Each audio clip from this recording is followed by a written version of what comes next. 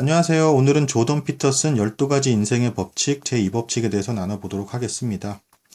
이 제2법칙에 대한 내용에 대해서 굉장히 다양한 예들을 사용하면서 설명을 하고 계시는데, 문제는 뭐냐면 이 내용의 구조가 진화론적인 관점에서 설명을 하시다가 창세기를 또 통해서 설명을 하시다가 다시 진화론적 관점, 창세기 관점 계속 왔다 갔다 이렇게 하면서 굉장히 다양한 관점에서 다각도로 말씀해주고 계시기 때문에 그냥 이런 예들을 좀 대충 뭉뚱그려서 이해를 하고 그냥 주제 자체를 이해하는 데는 크게 어렵지 않아요. 근데 그런 실험이라든가 사이사이에 담겨져 있는 내용까지도 다 깔끔하게 좀 더 디테일하게 이해를 하고 싶다라고 하시는 분들은 이야기를 좀 끝까지 들어주시면 되겠습니다. 좀 이게 분량이 좀 많아요. 그렇게까지 설명을 하려면.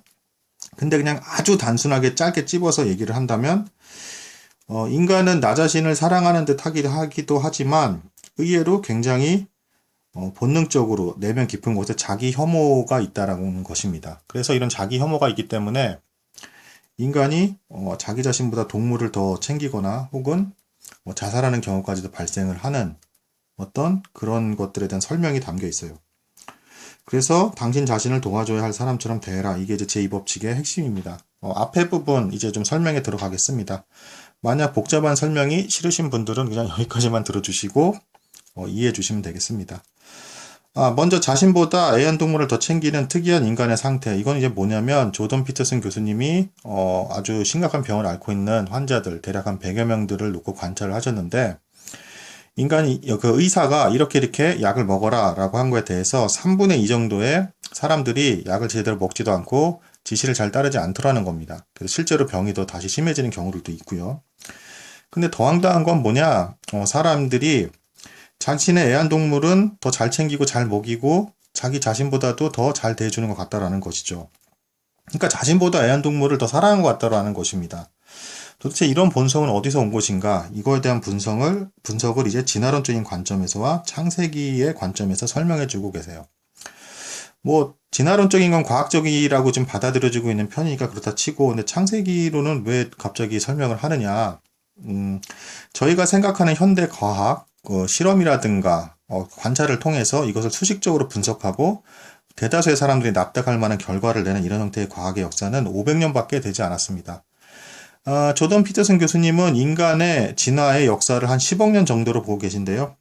그 10억 년 동안 인간이 살아왔던 패턴, 그리고 진화해 오면서 고착화돼간 인간의 어떤 본성의 모습에 비해서 500년의 역사는 너무 짧기 때문에 과학적이고 이성적을 추구하는 인간의 모습은 본래 인간의 모습이 아니다 라고 말씀해주고 계십니다. 고로 본래 인간의 본성을 담고 있는 모습이 아니기 때문에 애완동물을 자신보다 더 사랑하는 이유에 대한 설명을 하는 데는 부족하다. 그 얘기를 하고 계시는 겁니다. 그래서 가장 오래된 고대 기록 창세기를 통해서, 그리고 지금까지 변치 않게 전달되고 있는 이 창세기를 통해서 인간의 본성에 대한 설명을 좀 들어볼 필요가 있다. 이렇게 말씀하고 계시는 거죠. 여기서의 창세기는 그 기독교에서 말하는 어떤 하나님의 계시로서의 창세기를 말씀하고 계시지는 않고요. 중동에서 고대 설화 두 개가 합쳐져서 형성이 된 게 창세기라는 입장, 학자로서의 입장에서의 분석적인 어떤 그런 해석의 창세기를 말씀해주고 계십니다. 그러면 여기서 이제 또 한 가지 또 이제 몇 가지 좀 예를 좀 설명해 주신 것이 있는데, 인간의 어떤 메커니즘을 설명해 주시는 게 있습니다. 진화론적인 관점에서. 인간이 과학적이고 이상적이지 않다라는 것을 설명해 주는 첫 번째 예입니다. 만약에 우리 앞에 갑자기 독사가 나타났다고 생각을 해봅시다. 그리고 공격 범위 안에 우리가 놓여있다라고 한다 그러면 우리는 생각이고 이성적인 생각이고 뭐고 자시고 간에 본능적으로 회피하거나 혹은 뱀의 공격을 받지 않기 위해서 그냥 얼어붙어서 가만히 있게 돼요. 이것은 생각의 과정보다 먼저 일어납니다. 그리고 이런 행동 이후에 감정이 뒤따르게 되고 시간이 한참 좀 더 지나야 이성적인 생각을 하면서 원인과 결과를 생각해 본다라고 합니다. 즉 뭐예요?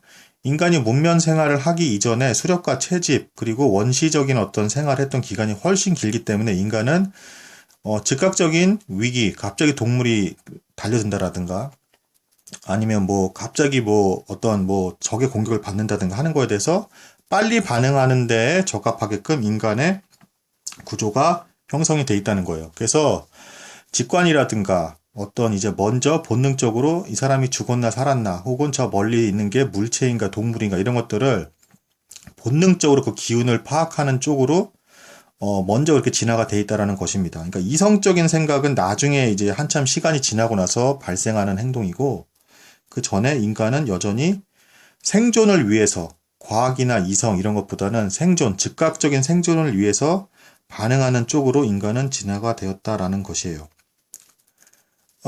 그리고 또 실제로, 또 이제 실험이 또 나오는데, 뭐, 망치를 만약에 인간이 봤다. 그러면, 망치라는 단어보다도 먼저 앞서는 건 본능적으로 인간이 이미 그걸 어떻게 쓸지에 대해서 그냥 말로 설명이 못하는 단계에서도 이미 안다라고 합니다. 몸이 먼저 안돼요. 그러고 나서 단어인 망치가 떠오르고, 그 다음에 이성적인 생각이 떠오르면서 이걸 이렇게 쓸까 저렇게 쓸까 합리적인 생각을 하기 시작한다라고 합니다.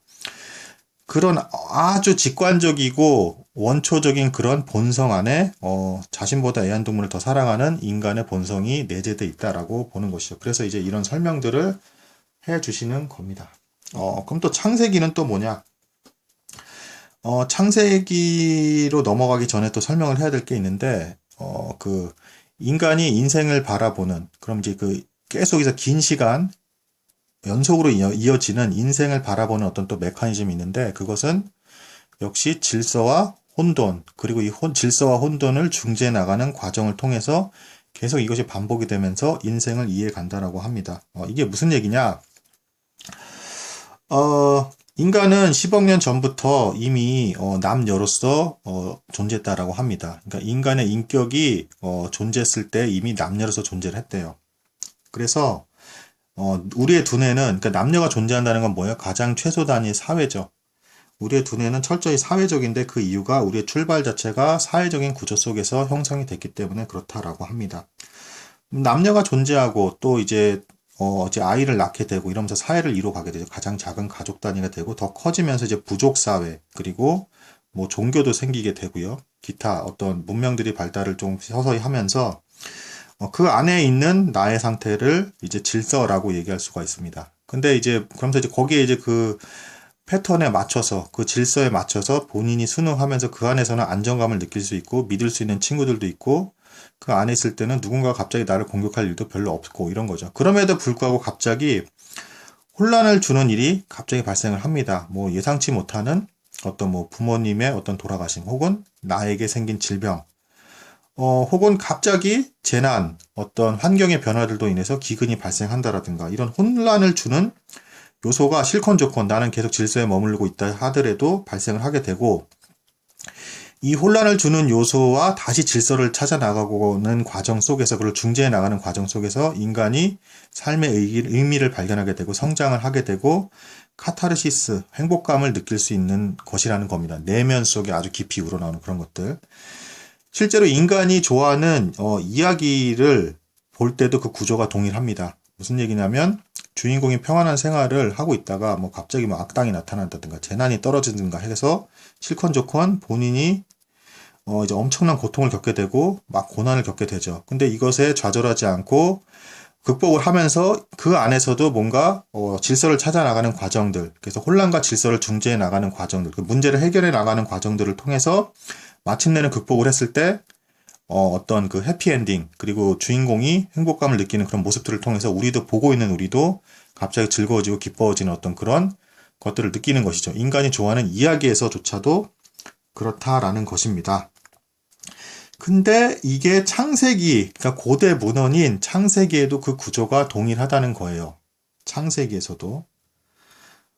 그 창세기에서도 하나님의 질서를 상징하는 에덴 동산, 그리고 그 갑자기 뱀이 등장하면서 아담과 하와를 유혹하죠. 갑자기 혼란의 요소를 주는, 혼돈의 요소를 주는 뱀의 유혹.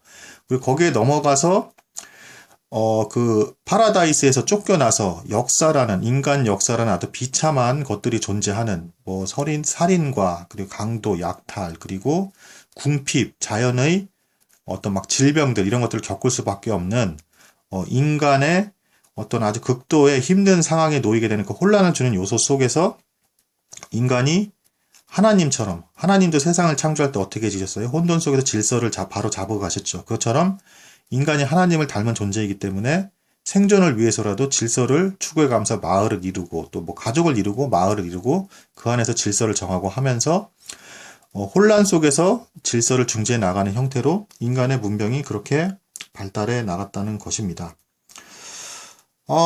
그러면 그리고 뭐 여기서 사실은 또 조금 더 많은 설명들이 또 있어요. 뭐냐면 심지어 그것까지 설명을 해주세요. 아니 그럼 인간이 왜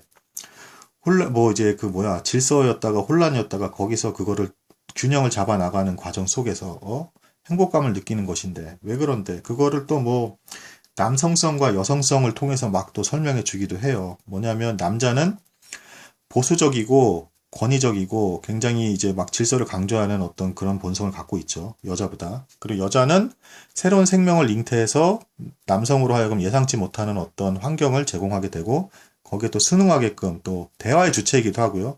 새로운 사고와 생각을 하게끔 만드는 어떤 그런 혼돈을 상징하는 존재가 여성이라는 것입니다. 도교의 음명 태극도의 검은색이 여성이고 흰색이 남성이다. 뭐 이렇게 보시는 거 이렇게 또 그렇게 매치를 합니다. 실제로. 그래서 여기서 말하는 혼돈은 굉장히 막 부정적인 요소만 있는 혼돈이 아니고 긍정적인 요소를 포함하는 혼돈이에요. 다만 너무 극단적으로 보수적이고 남성적인 것, 곧 질서만 강조하게 되면 사회의 발전이 없죠. 진화와 발전이 없는 것입니다. 그래서 여자가 실제로 남자보다 훨씬 더 배우자를 고를 때도 복잡하게 고르고 더 철저하게 까다롭게 고른대요. 그런 여성이 배우자를 선택하고 주체해 나가는 구조를 취하고 있기 때문에 인류 문명이 발달했고 진화했다. 뭐 이런 형태를 또 말씀해 주고 계십니다. 반대로 극단의 혼돈 역시도 우리에게 어두움, 그리고 이제 어떻게 앞날이 될지에 대한 예상치 못하는 것에 대한 극단의 스트레스를 주기 때문에 그 역시 위험을 해서 위험하기 때문에 우리는 한 발은 우리가 익숙한 질서라는 영역에 두고 한 발은 새로운 것을 추구해서 타성에 젖지 않고 지루함에서 벗어나는 어떤 그 양쪽에 그 걸쳐서 그 사이에 있는 존재로서 지니면서 살아나가면서 행복감과 인생의 의미를 발견해 가야 된다. 뭐 이런 얘기를 하고 계십니다. 아니 그러면 이게 무슨 뭐 인간이 지닌 뭐 본능적인 자기 혐오랑 뭔 상관이야. 도대체 이게 왜 이렇게 장황해. 뭐 이럴 수가 있는데 다시 또 창세기로 넘어갑니다. 이거에 대한 설명을. 무슨 얘기냐? 아까도 이제 말씀드렸죠. 인간이 이제 불순종을 해서 쫓겨나는데 이 과정 속에서 인간이 자신이 벗었다는 것을 자각하게 되고 하나님 앞에서 부끄러워하게 돼요. 이전과 달리. 이게 무슨 얘기냐면 자기가 하나님 앞에 이제 합당한 존재가 아니라는 어떤 부끄러운 본성을 갖게 됐다라는 것입니다. 본능적으로 인간이 자기를 부끄러워하는 본능을 지니고 있다라는 거예요. 그리고 더 나아가서 하나님 앞에 바로 죄송합니다라고 용서를 구했던 게 아니라 더 추하게 막 뱀의 탓이다, 뭐 여자의 탓이다, 뭐 이런 식으로 탓을 막 서로 하면서 더 망가졌다는 겁니다. 그러니까 이제 그 창세기라는 여기서 이제 그 기록이 인간이 스스로를 혐오할 수밖에 없는 그 이유를 설명하고 있다라고 얘기를 하고 있는 거예요. 그러니까 하나님 앞에 합당하지 않은 존재, 그리고 치사하게 변명을 하면서 끝까지 죄를 인정하지 않은 추악한 모습들. 이거를 또 심리적으로 조금 더 분석해서 또 말씀을 해주고 계십니다. 그러니까 인간이 뭐예요? 인간은 굉장히 이기적이고 자기 것만 먼저 생각하고 자기가 남보다 잘나다고 생각하는 본성도 갖고 있지만 또 자기 혐오의 본성도 갖고 있다는 거예요. 그러니까 인간이 굉장히 복잡한 존재라는 것이죠. 그래서 실제로 또 인간은 굉장히 왜 더 이제 자기 자신에 대해 혐오를 하게 되냐면 우리가 남에 대한 생각은 읽을 수가 없죠. 근데 나 자신에 대해서는 나 자신을 너무 잘 알아. 그래서 더 혐오해. 무슨 얘기냐면 아마 대다수 이런 부분들이 있을 거예요. 차마 너무 부끄러워서 남한테는 내가 이거는 얘기하지 못하겠다. 뭐 이런 본성들. 뭐 변태 성욕자들 막 뉴스에 나오잖아요. 어떤 그런 성향이 있는 사람이 있을 수도 있고 혹은 폭력에 대한 욕구가 굉장히 강한 사람이 있을 수 있고 그래서 아내를 막 때리고 이런 사람들 막 있잖아요. 남한테는 도저히 그걸 남한테 떳떳하게 자랑하면서 다닐 리가 없겠죠. 당연히 숨기겠죠. 아니 살인에 대한 욕구가 강한 사람이라든가 혹은 도벽이 있다라든가 이런 남한테 말하기에 너무도 추악하고 부끄러운 나의 어떤 자기 모순적인 내면의 모순을 갖고 있다라는 거예요. 그러니까 자기가 자기를 혐오할 만한 어떤 그런 본성을 갖고 있다라는 것이죠. 그거에 대해서 조던 피터슨 교수님은 당신 자신을 도와줘야 할 사람처럼 대해라 라고 자기에 대해서 적절한 위로를 해줘라 라고 얘기를 하는 겁니다. 더 잔인한 이야기들도 계속 나옵니다. 인간이 자기 자신에 대해서 너무 잘 알고 있기 때문에 자기 자신에 대한 그것을 근거로 남을 고문하거나, 그러니까 남한테 한없이 친절을 베풀 때는 참 인간이 아름답기도 하지만 고문을 한다거나 죽이려고 할 때 극도의 잔인성도 동시에 나타나기도 한다라는 것입니다. 그러니까 어떤 동물도 막 사람처럼 이렇게 잔인한 살인 도구를 무지막지하게 개발한 어떤 그런 피조물 존재는 없다라고 합니다. 뭐 예를 들면 렉이라는 어떤 살인 도구가 있대요. 뭐 팔다리를 묶고 막 흔들어서 찢어 죽이는 거라고 합니다. 아이언 메이드, 관이 있는데 수십 개의 긴 못을 박아서 그 관에 사람을 넣고 관뚜껑을 닫아서 고문하는 거죠. 그다음에 뭐 썸스크루, 뭐 나사를 조여서 엄지손가락에 고통을 준다거나, 이거 외에도 뭐 갑자기 막 상상하기도 싫은 막 삶은 끓는 물에 뭐 사람을 그냥 통째로 집어넣는다든가, 뭐 살을 벗기고 이거 뭐 중국이나 일본에서 했던 뭐 초연법인데 인간만 이런다라는 거예요. 무슨 얘기냐면 인간에 대한 혐오, 자기에 대한 혐오 역시도 무지막지하게 크게 본성적으로 아주 깊은 내면에 진화 초기 때부터 인간이 존재했다라는 것입니다. 그걸 창세기가 또 말해주고 있다라는 것이죠.